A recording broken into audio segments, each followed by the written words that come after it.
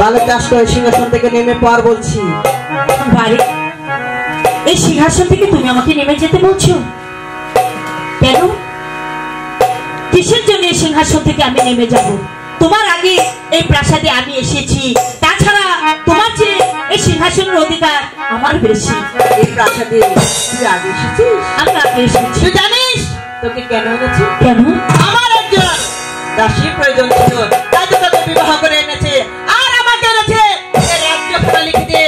বিশ্বাস করছি বালক দাস সিংহাসন থেকে নেমে পর।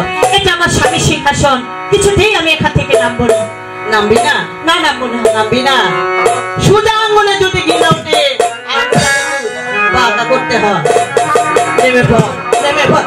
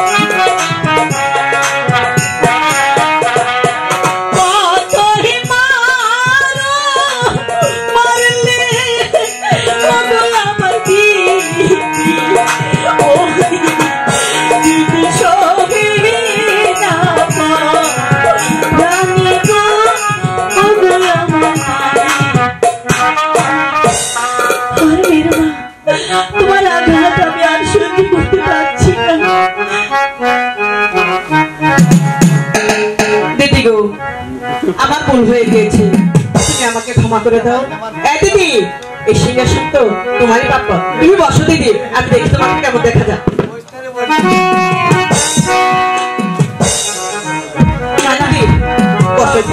ওটা তোমার সিংহাসন, ওখানে আমি বসবো না। পারে তুমি তো বলেছিলে তুমি এসেছো আগে আর আমি এসেছি পরে, আমি না হয় ছোট ভুল করে ফেলেছি, আমাকে ক্ষমা করে দাও। এসো না দিদি, দেখি তোমাকে কেমন দেখা যায়।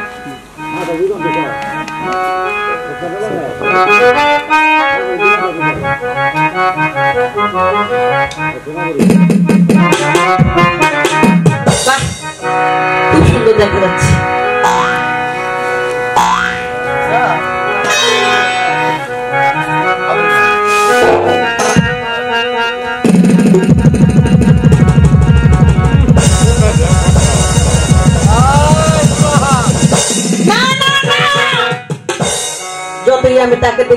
আমার শরীরে টক করে গেছে।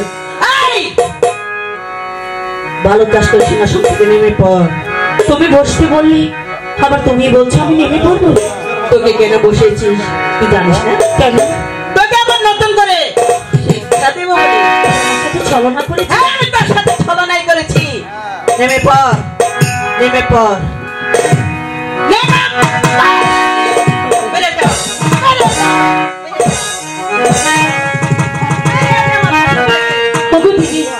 এটা আমার স্বামীর প্রাসাদ, এখান থেকে তুমি আমাকে তাড়িয়ে দিও না। এই প্রাসাদে কত দাস দাসী থাকে, প্রাসাদের এক কোণায় তুমি আমাকে দাসী করে রেখে দাও। ও তুই তাহলে আমার দাসীর কাজ করবি? তুমি যা বলবে আমি সব কাজ তোমার করবো। বেশ, এদিকে আয়। দেখবি তুই কেমন আমার দাসীর কাজ করতে পারিস।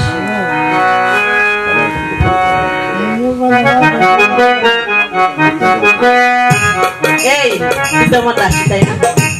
এই নে আমার কাপড়টা টিপে দে।